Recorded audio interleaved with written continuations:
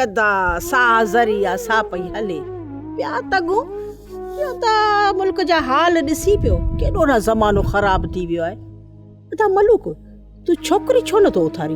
अॼु तूं फिक्र न कर, इहो ॾींहुं आयो न त कुलंदा प्रिय जो ॿार लाहे छॾींदुसि। हाय हाय छोकिरी जो अच्छो मथो कंदे छा जो उन खां पोइ परणाईंदेसि? तूं कहिड़े वक़्त जो इंतज़ार पियो करीं अदा?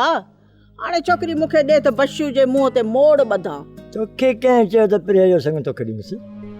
ख़बरदार ख़बरदार जो ॿीहर अहिड़ी ॻाल्हि कई अथई, अहिड़ो अशर कंदुसि इहो यादि कंदी। छो बशू खे कोन ॾींदे आ? हाई प्रिय बशू जी मंगा कन खोले मुंहिंजी ॻाल्हि ॿुध अदा। आऊं बशू लाइ संग वठंदी सही ऐं तोखे ॾियणो पवंदो।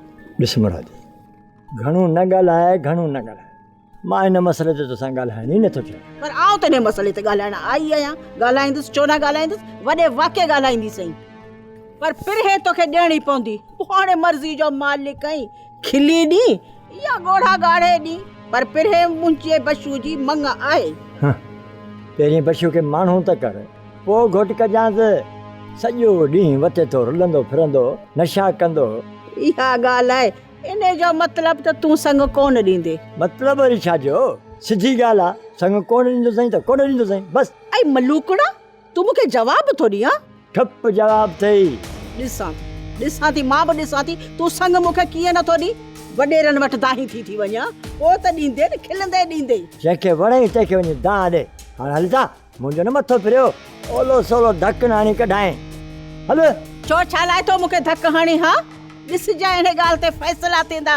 पाणे मूंखे सॾे या छोरी ॾींदे तूं? हा सम्झी तो पंहिंजो पाण खे।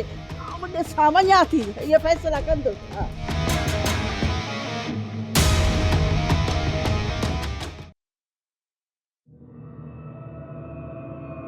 सुल्तान छा थो सोचे? पर सोचां पियो त हिन नासूर मां असांजी जान आख़िर कॾहिं छुटंदी? नासूर? कहिड़ो नासूर? इहो ई वॾेरो सालार। ॿियो वरी केर? वरी सालार छा कयो? चाचा मलूक खे पैसा ॾेई फैसले तो हथ खणाए छॾियईं यार। पर भला मलूक पैसा छो वठा? यार चाचा मलूक बि छा करे हा? पैसा न वठे हा त इहो सालार खान चाचे मलूक खे माराए छॾे। यार सुल्तान, असां ग़रीबनि जे लाइ हिकु पासे बाह, ॿिए पासे पाणी, आख़िर वञूं त काॾे वञूं? यार कुझु न कुझु त करणो पवंदो। आज़ादी असांजो हक़ आहे। हाणे इहा गुलामी वारी ज़िंदगी असां नथा गुज़ारे सघूं। असां सॼी ज़िंदगी वॾेरनि जी गुलामी में गुज़ारी आहे। हाणे असां गुलामी जा आदी बणिजी विया आहियूं। आज़ादी असांजे दामन में हाणे न ईंदी।